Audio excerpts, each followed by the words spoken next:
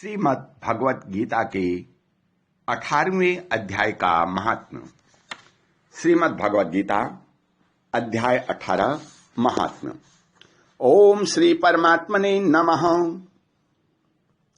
श्री पार्वती जी ने कहा, हे भगवान, आपने 7वें अध्याय का महात्म्य बतलाया, अब 18वें अध्याय के महात्म्य का वर्णन कीजिए।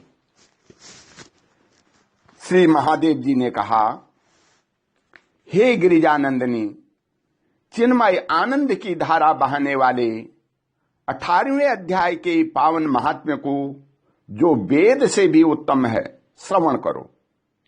यह संपूर्ण शास्त्रों का सर्वस्व, कानों में पड़ा हुआ रसायन के समान तथा संसार के यातना जाल को छिन्न भिन्न करने वाला है। सिद्ध पुरुषों के लिए यह परम रहस्य की वस्तु है। इसमें अविद्या का नाश करने की पूर्ण क्षमता है। यह भगवान विष्णु की चेतना तथा सर्वश्रेष्ठ परम पद है। इतना ही नहीं, यह विवेकमयी लता का मूल, काम, क्रोध और मद को नष्ट करने वाला, इंद्र आदि देवताओं के चित्त का विश्राम मंदिर तथा सनक सनंदन आदि महायोगियों का मनोरंजन करने वाला है। इसके पाठ मात्र से यमदूतों की गर्जना बंद हो जाती है। हे पार्वती, इससे बढ़कर कोई ऐसा रहस्यमय उपदेश नहीं है जो संतप्त मानवों के त्रिविध ताप को हरने वाला और बड़े बड़े पातकों का नाश करने वाला हो। 18वें अध्याय का लोकोत्तर महात्म्य है। इसके संबंध में जो पवित्र उपाख्यान है, उसे भक्ति पूर्वक सुनो। उसके श्रवण मात्र से जीव समस्त पापों से मुक्त हो जाता है। मेरुगिरी के शिखर पर अमरावती नाम वाली एक रमणीपुरी है।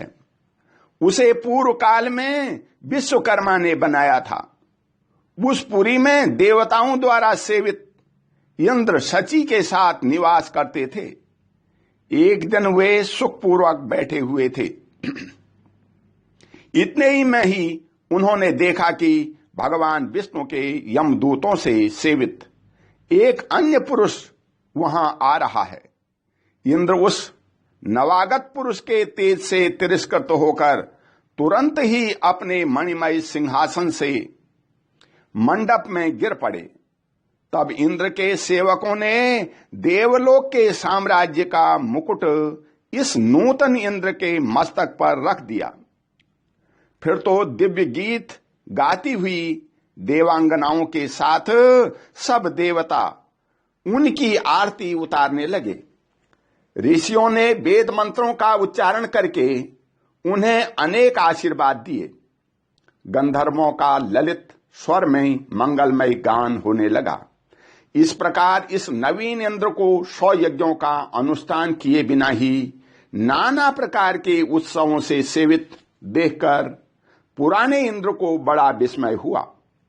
वे सोचने लगे, इससे तो मार्ग में न कभी पौंसले बनवाए हैं, न पोखरे खुदवाए हैं और न पथिकों को विश्राम देने वाले बड़े बड़े वृक्ष ही लगवाए हैं।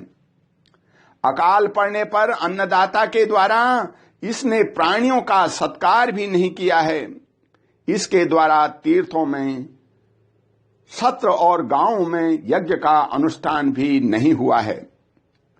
फिर इसने यहां भाग्य की दी हुई ये सारी वस्तुएं कैसे प्राप्त की हैं? इस चिंता से व्याकुल होकर इंद्र भगवान विष्णु से पूछने के लिए प्रेम पूर्वक क्षीर सागर के तट पर गए और वहां अकस्मात अपने साम्राज्य से भ्रष्ट होने का दुख निवेदन करते हुए बोले, हे लक्ष्मीकांत, मैंने पूर्व जन्म में आपकी प्रसन्नता के लिए 100 यज्ञों का अनुष्ठान किया था। उसी के पुण्य से मुझे इंद्रपद की प्राप्ति हुई थी, किंतु इस समय स्वर्ग में कोई दूसरा ही इंद्र अधिकार जमाए बैठा है।